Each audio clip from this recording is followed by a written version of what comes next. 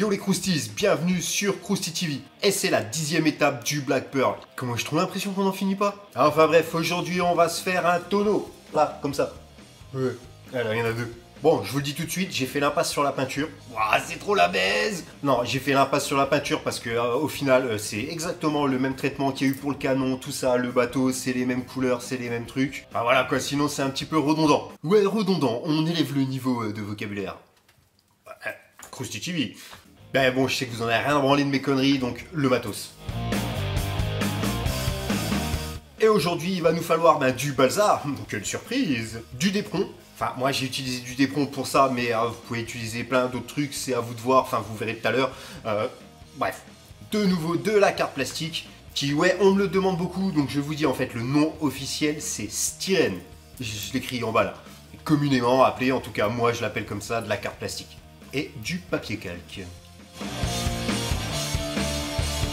Et on va commencer par se couper 3 cercles de balsa. Donc ouais, ici j'utilise un compas à lame. Et pourquoi pas un petit croustips à l'occasion là-dessus. Ouais. Donc 3 cercles, dont un poil plus large que les deux autres.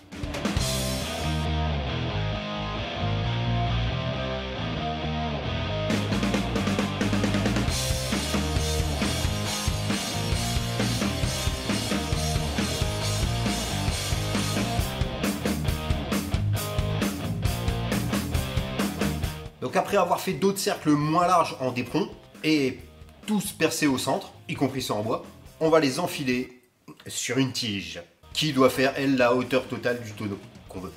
Et on commence donc par le plus large qu'on met au centre de la tige. Et on vient enfiler de chaque côté, là, nos cercles en dépron, en les collant.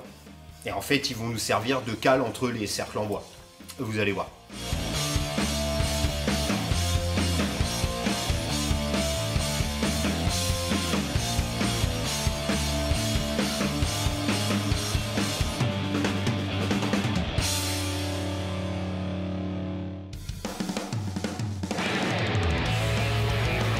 Et on maintient avec une pince ou n'importe quoi le temps que ça prenne. Et quand ça tient bien, on vient coller de chaque côté nos derniers cercles en bois.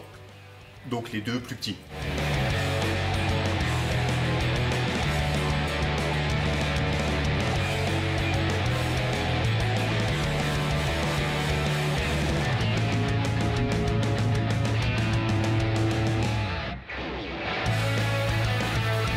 Et encore une fois, on maintient le temps que ça prenne. Donc après s'être coupé des lames de balsa qui seront les lames qui vont constituer le tonneau, on va coller la première extrémité d'une première lame.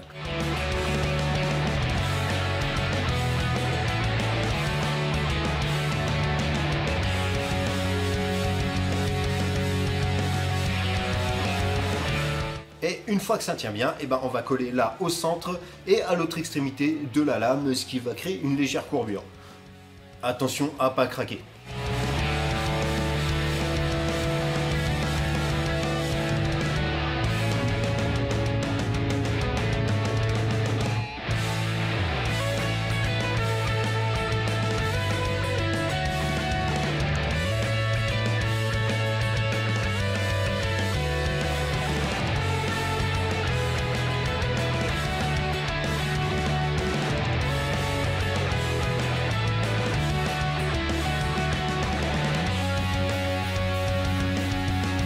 Et on maintient. On se maintient dans le maintien. Ouais.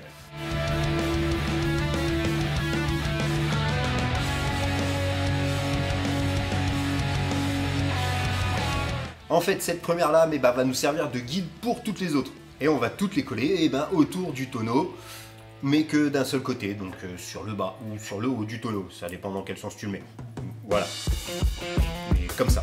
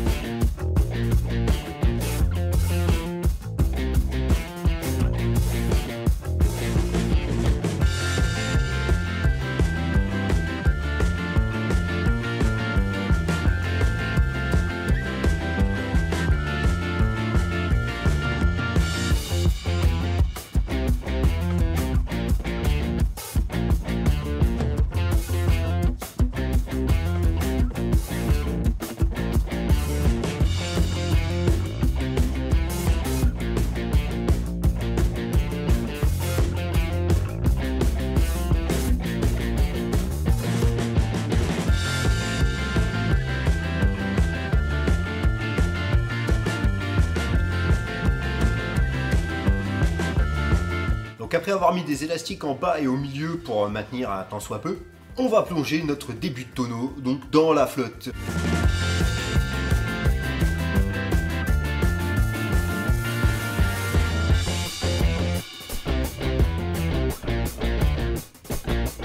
Et il y en a un peu trop là.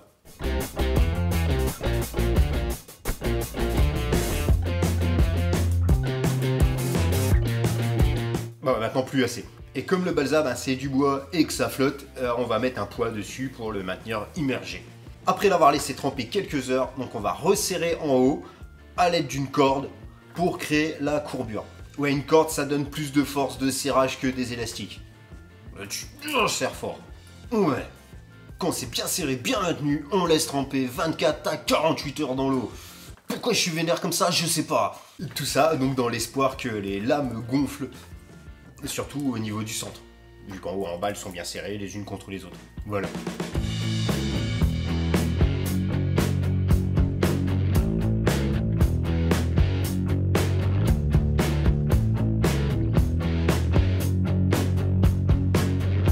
Donc après avoir fait sécher le tonneau et donc qu'il soit vraiment bien sec, on va coller le haut des lames tout autour. Donc on en colle le haut et on resserre, on maintient le tout avec un élastique. Voilà, il n'y a plus trop besoin de forcer vu qu'on a donné la courbe.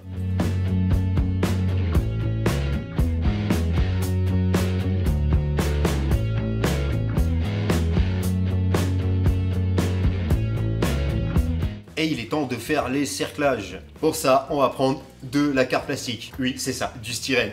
Il y en a au moins un qui suit. C'est pas mal. Alors les cerclages, si on se coupe une bande bien droite, on va essayer de la mettre autour du tonneau, en tout cas en haut et en bas, bah ça partira pas droit. Essayez à la maison, vous verrez. Et vu que c'est incliné, si tu mets bien là au milieu, ça repart vers le haut. Je sais pas si c'est clair, mais bref. Donc comment que c'est donc qu'on va faire? Vous allez me dire. Eh ben il faut couper une tige, mais courbée. Enfin une tige.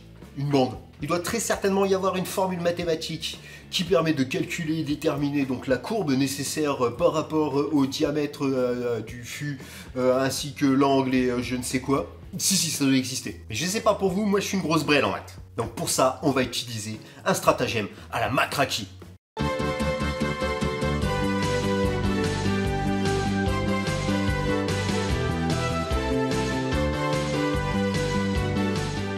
Donc pour déterminer la courbe sans faire de calcul à la con, eh ben on va utiliser du papier calque qu'on va entourer autour du fût, bien sur la zone destinée à accueillir le cerclage, et en serrant donc super bien et en maintenant avec du scotch. Et on va donc dessiner notre cerclage sur le calque. Voilà, simplement. Donc avec un crayon de papier.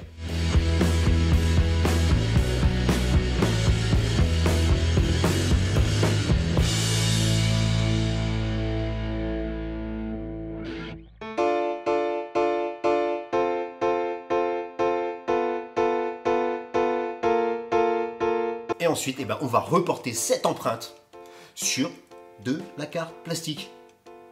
Eh ouais, un peu comme on fait avec les logos en carte plastique. Et ensuite, on coupe selon cette empreinte.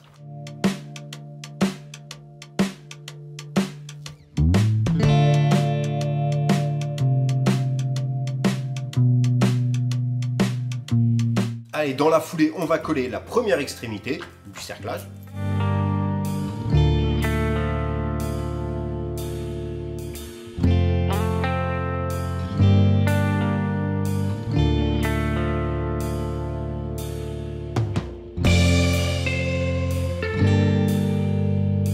Une fois que ça tient bien, eh ben, on entoure et on va coller l'autre extrémité. Et en serrant le plus fort possible.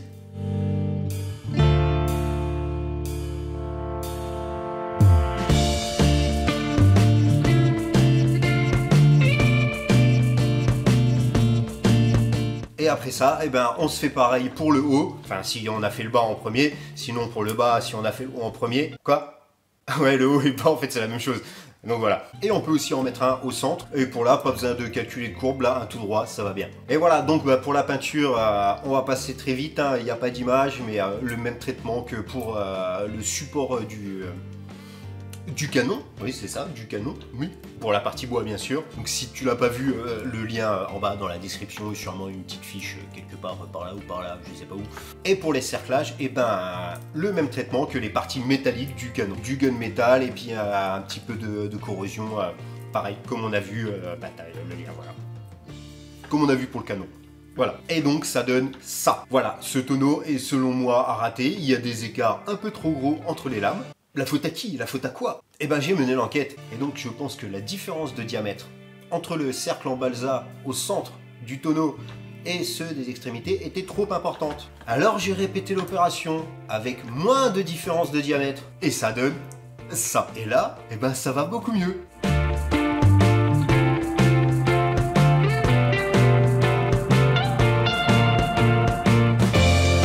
Allez, je vais pas faire ma baltringue, on va pas s'arrêter là. Avant de finir, on va se faire un petit bonus et faire des cordages. Oui, pour stocker sur le pont du bateau. C'est parti. Alors attention, les cordages ici, c'est un truc de ouf. Accrochez bien, va falloir bien écouter. C'est super technique. Donc on prend de la corde à la bonne échelle. On va l'entourer autour d'un cylindre. Là, ici, j'ai pris un tube de vernis pour l'aéro. Peu importe. Ensuite, on va foutre un point de colle. Donc à la fin, à l'extrémité. Enfin, en laissant dépasser un petit bout.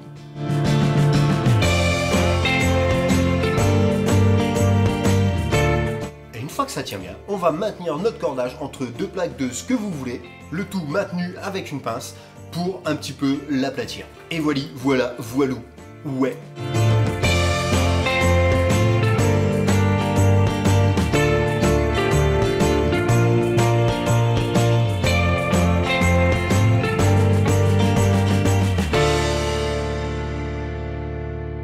Allez, c'est tout pour aujourd'hui. La semaine prochaine, non pas la semaine prochaine, dans 2 semaines, ouais dans 2 semaines, on verra donc pour se faire une caisse de boulets et on essaiera de faire aucun jeu de mots moisi, promis. Non, je promets rien. Et des petits sacs en toile de jute, là, des sacs de marchandises, je sais pas ce qu'il y a dedans, des céréales, du sucre ou j'en sais rien ce qu'il y avait, mais comme il y en a toujours plein sur les bateaux comme ça de l'époque, ce qui implique qu'on va faire de la couture, pour de vrai. Ils sont déjà faits, c'est déjà tourné, il n'y a plus qu'à faire la présentation. Donc avec tout ça, ben n'oubliez pas que vous pouvez toujours nous soutenir, ben déjà en commentant, en likant, en partageant. Tout ça c'est bon pour le référencement et ça fait plaisir. Wesh. Non, faut pas dire wesh. Wesh quand même. Mais en plus de ça, vous pouvez aussi nous soutenir comme vous le savez avec les t-shirts dans la boutique, le lien dans la description ou en achetant des petits socles, le lien dans la description aussi. Et puis voilà. Allez, bisous.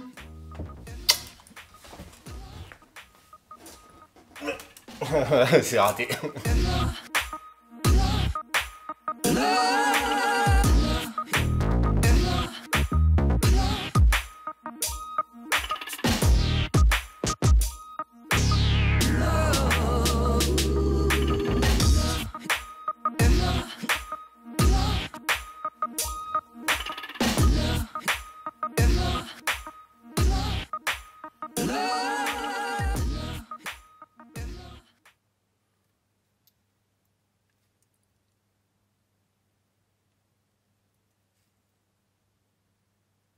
Ah putain, pourquoi j'ai dit que j'allais faire de la couture? Ah